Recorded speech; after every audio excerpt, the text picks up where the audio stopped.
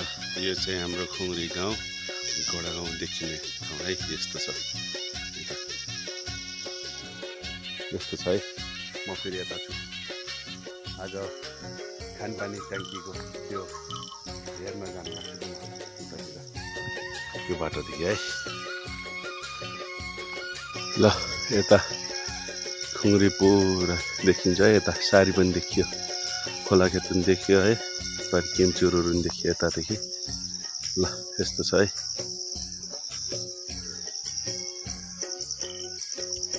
ल यस्तो छ हाम्रो खुङरी। अब माथि गइरहेको छु ट्याङ्कीतिर। हाम्रो ट्याङ्की बन्न, खानपानी ट्याङ्की कति महिना लाग्छ अब हिँड्दिन, त्यसको लागि हल्का हेर्ने अनि टक्क फिटाउने है। त्यही भएर जाँदैछु। ल म अहिले त्यहाँ गएर देखाउँछु है हजुरहरूलाई भिडियो। ल यस्तो भन्दै रहेछ है खानपानी ट्याङ्की, वसुन्धरा ट्याङ्की है यो। ल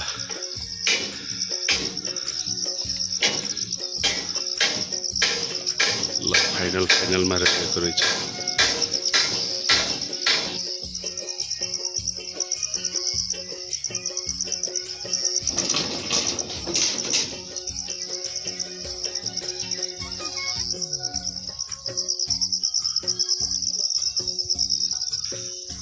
ल पहिला चाहिँ यहाँ ट्याङ्की बन्ने भन्ने कुरा थियो, अनि यहाँ ढुङ्गाको कारणले नै होला सायद, अनि पानी चढ्दैन भनेर नि होला कि, त्यही भएर ऊ त्यहाँनिर बनाएको छन् है। यस्तो छ। ल यो छ। अनि हाम्रो बन्दै गरेको लालटिबाङको पुल पनि बसिरहेछ यस्तै नबनेर। ल काम चाहिँ बन्द छ लालटिबाङको पुलको नि है। ल यस्तै छ, गाउँमा विकास हुँदैछ। कोही बन्द छ, कोही यस्तै बसिरहेको छ। यस्तो छ है। ल म फेरि यता छु। गर्मी धेरै छ, पानी त परेको, त्यही पनि गर्मी धेरै भयो। ल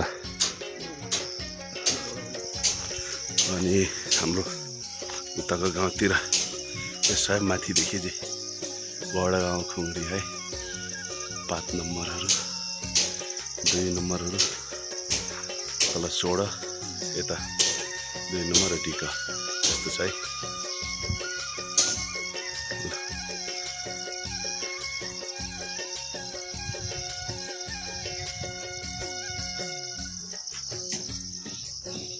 ल यस्तो छ है हाम्रो खुङरीको गाविस वडा कार्यालय।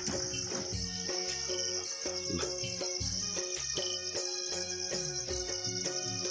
अनि यो फेरि किमिचुरको भाग्रीबाङ है सायद। ल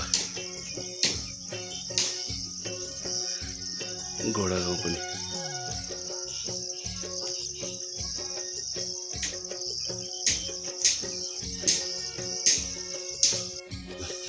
हाम्रो ट्याङ्कीको यस्तो छ है, बन्दै गरेको वसुन्धरा खानेपानी ट्याङ्की है।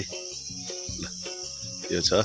यो सञ्चालन भयो भनेपछि है यहाँदेखि तल यता यो ट्याङ्कीमा नि पानी जान्छ होला। यो बनेको त धेरै वर्ष भइसक्यो, पानी चरेन, त्यही कारणले त्यस्तै छ।